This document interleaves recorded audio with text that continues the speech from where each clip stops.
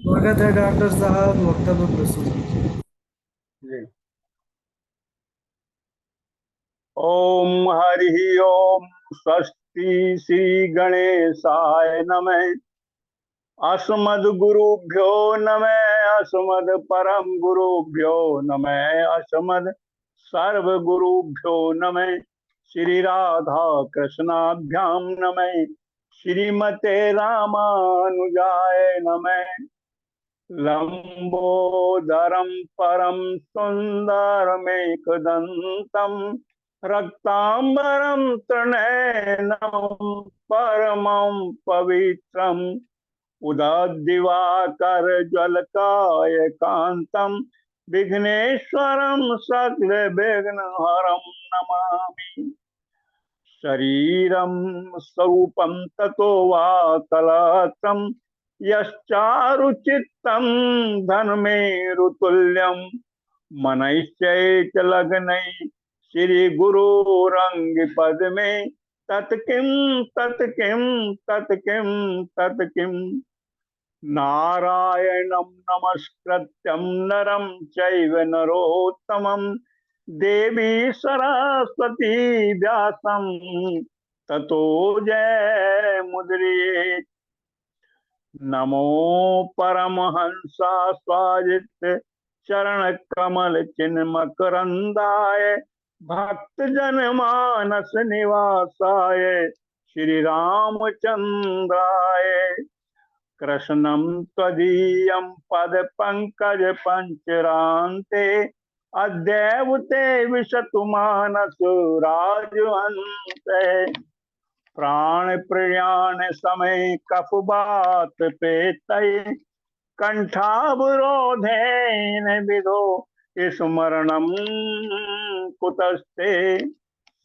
बर्रः नटवर बपु कर्णियो कर्णिकारम् बिभ्रद्वासं कनक कपिशं वैजयन्ती च मालाम् रंधान वेणुधर सुधेन पूरयन गोप वृंदई वृंदारण्य स्वपद रमणं प्रविष्टम गीत कीर्ति ध्यायेत नित्यं महेशं रजत गिरिनिभं चारुचंद्रावतंसं रत्नाकल्पोज्ज्वलांगं परशुमृग बराभिति हस्तं प्रसन्नं पद्मासीनं समन्तात् स्तुतं मर्गणैर्व्याघ्रकृतिं वसानं विश्वादयं विश्वबीजं निखिल भयहरं पंचवक्त्रं त्रिनेत्रं रामाय रामभद्राय रामचंद्राय वेदसे रघुनाथाय नाथाय सीताय पतये नमः। श्री लक्ष्मीनाथ समारंभम नाथया मुनिमातमाम अस्मदाचार्य पर्यंतम वंदे श्री गुरु परंपरा। अंजनानंदनम वीरम जानकी शोकनाशनम कपीशमक्षुहत्तारं वंदे लंका भयंकरम मुखम करोति वाचालां पंगुं लंघयते गिरिम यत्कृपाल तमहं वंदे परमानंद माधव। भक्त भक्ति भगवंत गुरु चतुर नाम बपुए इनके पद बंधन किए न सत विघ्न अनेक।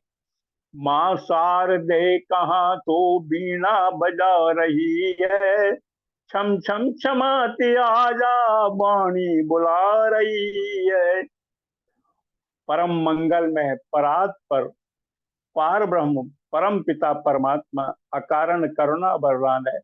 अकारण करुणा कारक अचिंत्य गुणगण निधान सर्वेश्वर सर्वाधिपति पति श्रेष्ठ आचरणवान प्रजा के सुखदाता संहार करता पार्वतीनाथ प्रद्मादि गणों के स्वामिन आकाश आदि अष्ट मूर्तियों वाले विश्व रूप विज्ञान के पूर्ण ज्ञाता देवादिदेव त्रिनेत्रधारी दुःस्वप्न नाशक पंचोत्पादक विश्वेश्वर मंगलकर्ता आदि अंत रहित सबके कारण श्री सांब सदाशिव भगवान के चरणों में कोटि से नमन वंदन अभिनंदन।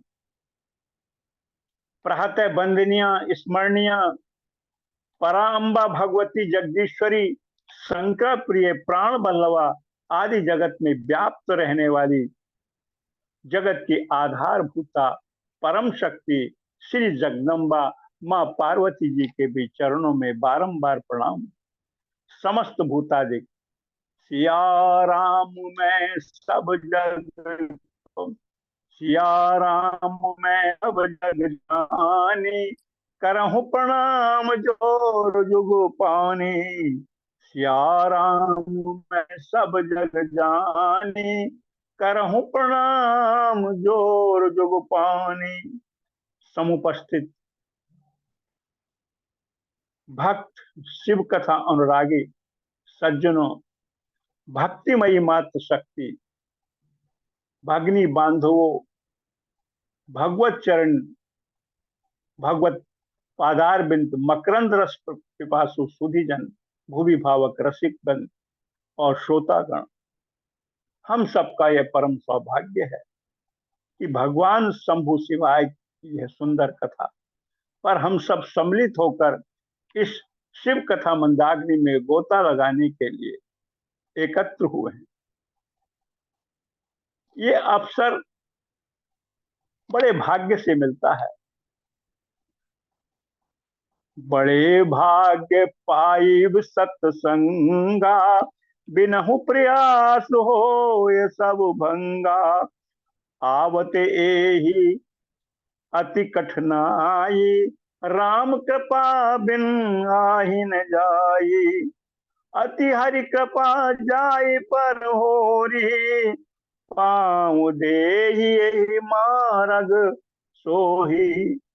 ये भक्ति का मार्ग ऐसा है, जब तक प्रभु की इच्छा नहीं होती, उनकी कृपा नहीं होती, तब तक पास में भी हमारे सत्संग होता रहे, प्रवचन होता रहे, तो हम वहां नहीं पहुंच पाते हैं जब तक प्रभु की इच्छा नहीं होती।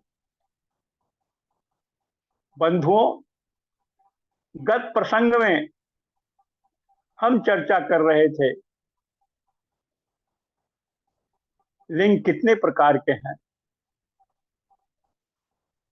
भस्म धारण और उसका महत्व क्या है, शिव महिमा क्या है, रुद्राक्ष को कैसे धारण किया जाता है, रुद्राक्ष के कितने प्रकार हैं और उन रुद्राक्षों को किन मंत्रों के द्वारा हम पहनना चाहिए। ये गत प्रसंग में इसी प्रकार की हम चर्चा कर रहे थे। आगे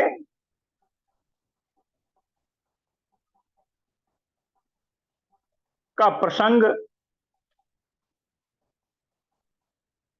एक प्रकार से नारद मोह है। भगवान शिव की महिमा से किस प्रकार से नारद जी जो हैं, जो भक्ति ज्ञान वैराग्य के जो हैं संत कहे जाते हैं, उनमें भी किस प्रकार से जो है अभिमान आ जाता है, इसकी हम चर्चा करेंगे। वंदे तरस्ते निज गुण रूपम शिवम स्वतः अस्तुष्टुमिदं विचस्ते जगन्ति नित्यं परितो भ्रमन्ति यत सन्निधौ चुंबक लोहवत्तम। जिस प्रकार लोहा चुंबक से आकर्षित होकर के उसके आसपास लटकता रहता है, उसी प्रकार ये समस्त विश्व जिसके आसपास भ्रमण करते हैं, जिन्होंने स्वयं ही उस प्रपंच की रचना की है या विधि बतलाई है, जो सबके अंतःकरण में अंतर्यामी रूप से विराजमान है और जिनका स्वरूप जानना अत्यंत दुर्लभ है, उन भगवान शंकर जी को मैं आदर सहित प्रणाम करता हूं।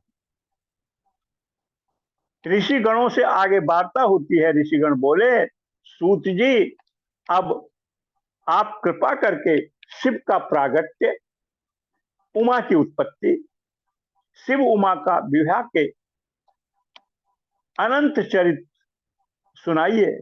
सूत जी बोले, हे ऋषियों, आप लोगों के प्रश्न ही पतित पावनी श्री गंगा के समान है। सुनने, कहने और पूछने वालों को, तीनों को पवित्र करने वाले हैं ये। आपके प्रश्नों के अनुसार ही नारद जी ने अपने पिता श्री ब्रह्मा जी से प्रश्न किया था। तब ब्रह्मा जी ने प्रसन्न होकर शिव चरित्र सुनाया था। और ब्रह्मा जी आगे कहते हैं, एकस्मिन् समय विप्रा नारदो मुनि सत्तमम् ब्रह्मपूर्तो विनीतात्मा तपोर्थो मन आदते। हे मुनिवर, एक समय की बात है, ब्रह्मा जी के पुत्र मुनि शिरोमणि विनीत चित्त नारद जी के मन में तपस्या करने का विचार आया। वह हिमालय पर्वत की ओर चल दिए। हिमालय पर्वत में एक परम शोभा संपन्न गुफा थी, जिसके निकट देव नदी गंगा निरंतर बहती थी। लहरों का कलकल निनाद, देवदार के बस वृक्ष और पत्तों से टपकते हुए ओस की बूंदे। वहां एक दिव्य आश्रम भी था, जो नाना प्रकार की शोभा से सुशोभित हो रहा था। और वे दिव्यदर्शी नारद जी उसकी शोभा देख करके निमग्न हो गए, और उन्होंने मन में जो है ये ठान लिया कि मैं यहीं इसी गुफा में बैठ करके, मौन व्रत रख करके, मौन बैठ करके अपनी तपस्या करूंगा। उनके जब वो तपस्या करने लगे, उनके उग्र तप को देख करके इंद्र जो है वो डर जाते हैं, विचार करने लगते हैं कहीं ऐसा ना हो कि मेरे राज सिंहासन को पाने के लिए तप कर रहे हों। यह विचार कर इंद्र ने कामदेव को बुलाया और कहने लगे, हे कामदेव, तुम मेरे अच्छे मित्र हो, तुम मेरे हितैषी भी हो। देखो, नारद हिमालय पर्वत में बैठकर गुफा में दृढ़ आसन लगाए हुए तप कर रहे हैं। कहीं ऐसा ना हो वो वरदान में ब्रह्मा जी से मेरा राज सिंहासन ही मांग ले। अतः तुम वहां जाकर के उनके तप को भंग कर दो। इंद्र की आज्ञा पाते ही कामदेव वहां पहुंच गया। उसने नारद जी का मन विचलित करने के लिए अनेक प्रश्न किए। विभिन्न प्रकार की उन्होंने अपनी युक्तियां अपनाई, परंतु उनके ऊपर कोई असर नहीं पड़ा। यह तो सदाशिव की कृपा ही थी, क्योंकि अत्रैव शंभुना कार्ये सुतपस्ये स्मराणि स्मरारिणां तत्रैव दग्धस्तेवासु न कामो मुनि तपोपः। पिछले उसी स्थान पर काम शत्रु भगवान शिव ने भी वहीं पर तपस्या की थी, और वहां उन्होंने मुनियों की तपस्या को नाश करने वाले कामदेव को भस्म कर दिया था। वैसे भी कामदेव की माया उस स्थान पर चल नहीं सकती थी, क्योंकि जब सदाशिव ने कामदेव को भस्म किया था, तो उसकी पत्नी रति ने पति को पाने के लिए, जीवित पाने के लिए बहुत प्रार्थना की थी। और तमाम देवताओं ने भी अनुनय विनय किया था कि हे महादेव जी की प्रार्थना से फिर वो प्रसन्न होकर कहने लगे थे कि जब यदुवंश कृष्ण अवतारा हो हरण मही भारा कृष्ण तनय हो यही पति तोरा बचन अन्यथा हो न मोरा। हे रति, जब कृष्ण का अवतार होगा यदुवंश में, तभी उनके पुत्र से जो है तुम्हारा विवाह होगा। कामदेव का अपना प्रभाव मिथ्या सिद्ध हुआ और वह शीघ्र ही इंद्र के पास लौट आते हैं और उनसे सारा वृतांत कहते हैं कि मैं इस कार्य को करने में असमर्थ था। इंद्र की आज्ञा से वे बसंत के साथ अपने स्थान पर फिर लौट आए।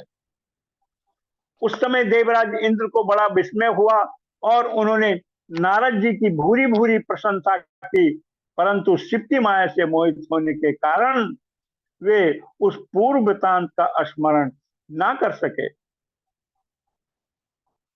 दुर्गेया सांभवी माया सर्वेषां प्राणिनाम ही भक्तम बिना प्रतीतमानम तया सम्मोहते जगत। वास्तव में इस संसार में सभी प्राणी शंभु की माया को जानना आसान नहीं है, कठिन नहीं है। जिसने अपने आप को शिव को समर्पित कर दिया, शिव के सामने समर्पित कर दिया, समर्पण कर दिया, उस भक्त को छोड़कर संपूर्ण जगत उनकी माया से मोहित हो जाता है। सदाशिव की कथा से, कृपा से नारद जी ने बहुत काल तक तपस्या की और उन्होंने तप को पूर्ण हुआ समझ करके नारद जी वहां से उठ खड़े हुए। उन्हें कामदेव पर विजय प्राप्त करने का ध्यान आ गया। तब उन्हें अपने मन में अहंकार हो गया कि मैंने कामदेव को जीत लिया है। मित्रों, गीता में कहा गया है, क्रोधात भवति सम्मोहा सम्मोहात स्मृति बेभ्रम स्मृति भंसात बुद्धिनाशो बुद्धिनाशात प्रणश्यति। क्रोध, काम और अहंकार ये तीनों ऐसी चीज हैं कि जिन पे हावी हो जाती है उनकी स्मृति धृति सब नष्ट हो जाती है। उनको भी जो है अभिमान हो गया और उनका ज्ञान जो है वो नष्ट हो गया। तभी वे अपने काम विजय की गाथा सुनाने के लिए सदाशिव के पास पहुंच जाते हैं। वहां जाकर नारद जी ने शिव जी को प्रणाम करके और अपनी तपस्या की सफलता का समाचार और कामदेव पर विजय पाने का सब समाचार कह सुनाया। बाबा तुलसीदास जी लिखते हैं, मार चरित शंकर ही सुनाए अति प्रिय जान महेश सिखाए। बार बार बिनवहु मुनि तो ही जिमिय कथा सुनावहु मोही। तिमि जनि हरे ही सुनावहु कब ही चलहु प्रसंग दुराए तब हुई। भक्त वत्सल महादेव जी ने प्रशंसा करते हुए कहा, तुम धन्य हो नारद जी, परंतु यह शुभ समाचार अन्य किसी भी देवता को मत सुनाना, विशेषकर विष्णु जी से इस बात को भूलकर भी मत कहना। शिव जी के इस प्रकार समझाने पर भी दैव योग से नारद जी उनकी बात नहीं मानते हैं और वहां से विष्णु लोक को जाने के लिए जो है वो उद्यत हो जाते हैं। शंभुदीन उपदेश ही नहीं नारद सुहान। भारद्वाज कुत कौतुक सुनिए हरि इच्छा बलवान। भगवान शिव के मने करने के बाद भी नारद जी शिवलोक के बाद ब्रह्मलोक में पहुंचे और वहां ब्रह्मा जी को नमस्कार करके अपने तपोबल से कामदेव पर विजय प्राप्त करने का समाचार भी कह सुनाया। ब्रह्मा जी ने भी शिव का स्मरण करके सब कुछ जान लिया और कहा, हे पुत्र, इस बात को किसी से मत कहना। परंतु नारद जी ने ब्रह्मा जी के वचनों पर भी कोई ध्यान नहीं दिया और यह सब सदाशिव की माया का ही प्रभाव था।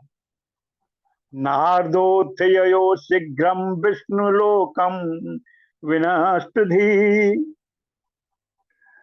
मदांकुर्मनावृत्तं गदितुं त्वं तदग्रता। अभिमान से बुद्धि विपरीत होने के कारण नारद जी अपना सारा वृतांत गर्वपूर्वक भगवान विष्णु के सामने भी जा करके उन्होंने जो है प्रकट करने लगे। विष्णु लोक में पहुंच गए। नारद मुनि को आता देखकर भगवान विष्णु अपने स्थान से उठे और आगे बढ़कर उन्होंने उनको जो है नारद जी को अपने हृदय से लगाया और कहते हैं, क्षीर सिंधु गबने मुनिनाथा, जह बस श्री निवास श्रुति माता। हर्ष मिले उठ रमा निकेता, बैठे आसन ऋषि समेता।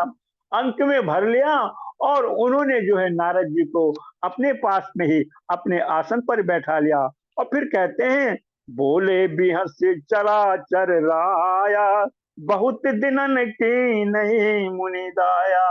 बहुत समय के बाद आए हो, क्या बात है। काम चरित्र नारद सब भासे, यद्यपि प्रथम बज शिवराके।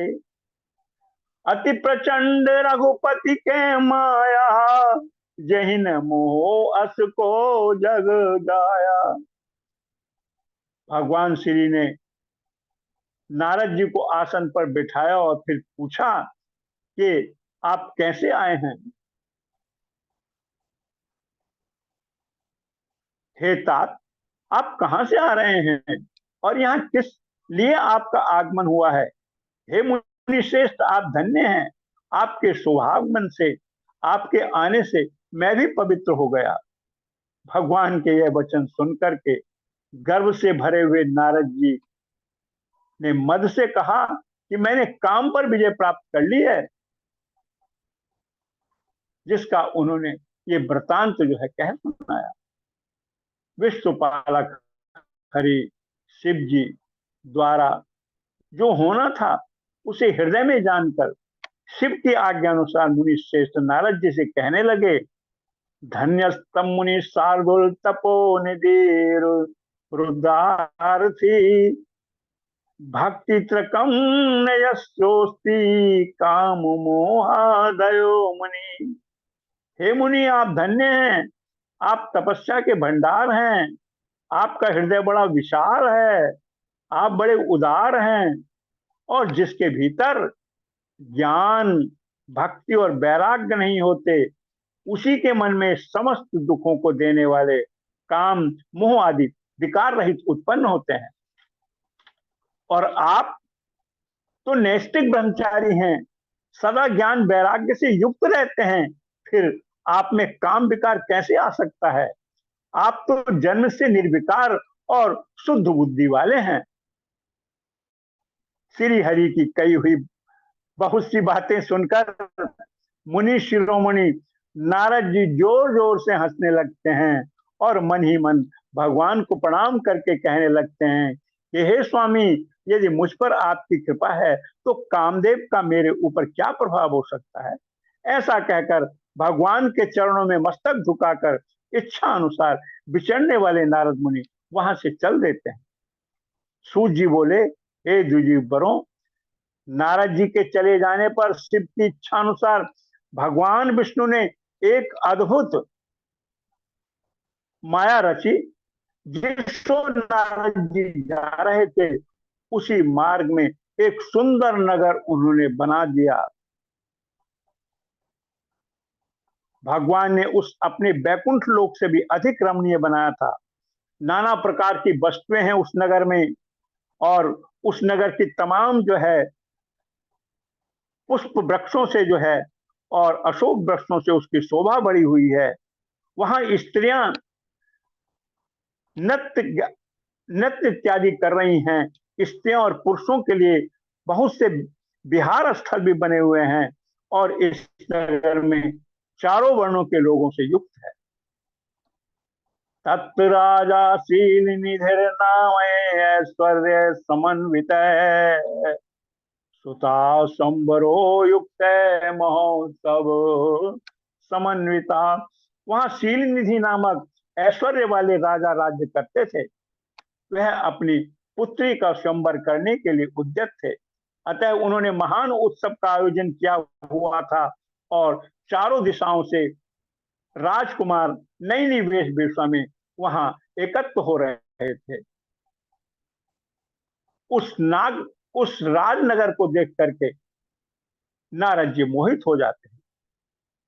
जब राजा ने नारद जी को आते हुए देखा तो उन्हें प्रणाम किया और ले जाकर के उनको स्वर्ण सिंहासन पर बैठाया और उनकी पूजा की, अभ्यर्थना की और अपनी पुत्री देव सुंदरी कन्या को बुलाकर उनके चरणों में प्रणाम करवाया और बोला, हे मुनिराज, आप सर्वश्रेष्ठ त्रिकालदर्शी हैं, अतः मेरी इस कन्या के गुण दोषों का विचार करके सत्य सत्य कहिए। राजा के ऐसे वचन सुनकर नारद जी ने जब कन्या को देखा तो कहने लगे, ये कन्या तो आपकी भगवती है, इसका पति भी त्रिलोकीनाथ होना चाहिए, जो सभी लोगों पर विजय प्राप्त करने वाला है, शिव जी के समान वीर होगा, कामदेव को जीतने वाला होगा और महायशस्वी होगा। यह कहकर नारद जी चलने लगे, परंतु शिव की माया से मोहित होकर के कामासक्त होने के कारण वहीं फिर रुक गए और उनके मन में विचार आया कि यह कन्या अगर मुझे मिल जाए तो मेरा जीवन भी सफल हो जाएगा, परंतु मुझे इसे पाने के लिए क्या उपाय करना चाहिए, क्योंकि इन राजाओं के सामने यह कन्या भला स्वयंवर में मुझे क्यों बरेगी। हाँ, एक उपाय है, मैं विष्णु भगवान के पास जाता हूं और उनसे जो है कार्य सिद्धि की याचना करता हूं। विष्णु लोकम जगामासु नारद स्मर विह्वल। विष्णु लोक में जा पहुंचते हैं और भगवान विष्णु को नमस्कार करके कहते हैं कि एक काम आ गया। तब विष्णु भगवान सोचते हैं कि अभी तो हमसे कह रहे थे काम को जीत लिया है और अब ये कह रहे हैं कि एक काम आ गया। भगवान भी जो है बहुत विनोद करते हैं। तब नारद जी कहते हैं, मेरी इच्छा है, भगवान राजा शील नदी की एक सुंदर कन्या है, मैं उससे विवाह करना चाहता हूं, कृपा करके अपना रूप मुझे प्रदान कीजिए।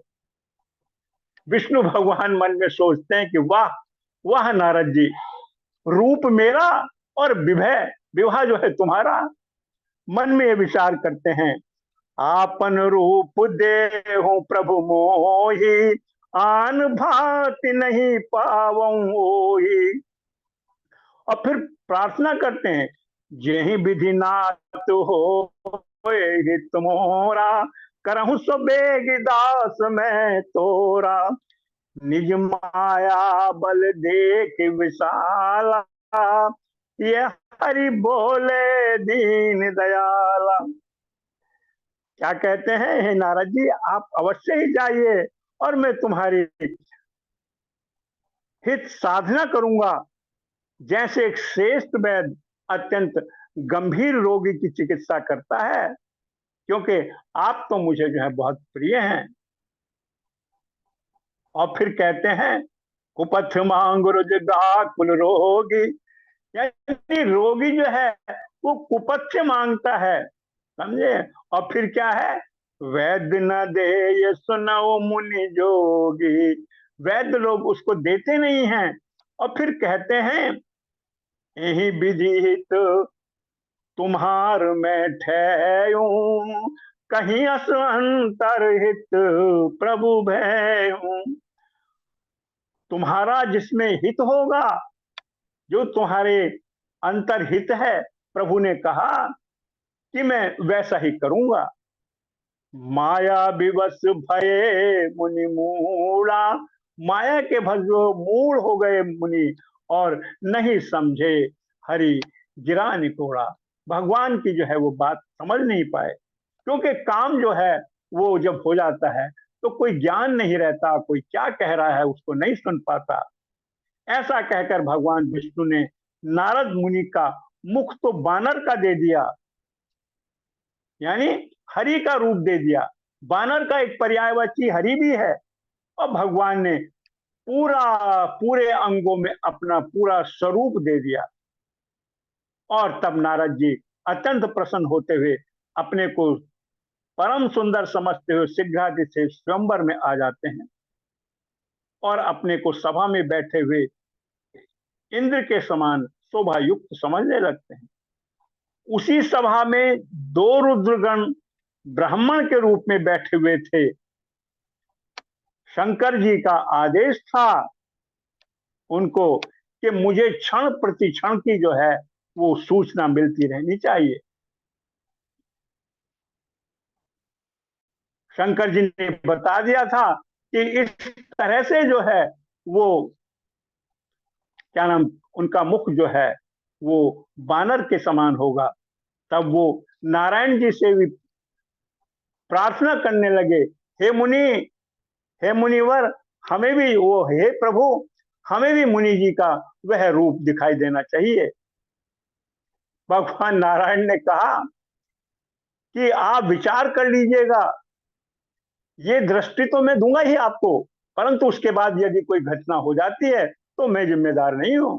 उन्होंने कहा नहीं प्रभु, हमें भी उनका जो है दर्शन होना चाहिए। तब भगवान विष्णु ने उनको भी जो है वो दिव्य दृष्टि दी, जिससे जो है वो नारद जी का बानर रूप भी देख सकते थे और बार बार आते थे उनके पास और नारद जी से कहते थे, वाह क्या सुंदर छवि है, क्या रूप है आपका, क्या रूप लावण्य है, ये कन्या जो है ये देव सुंदरी आपको ही बरेगी। और वो थोड़ा सा हट भी जाते थे रुद्रगण, तो नारद जी इशारे से उनको पास बुला लेते थे, अपने पास ही बैठने के लिए कहते थे, क्योंकि वो उनकी जो है प्रशंसा करते थे।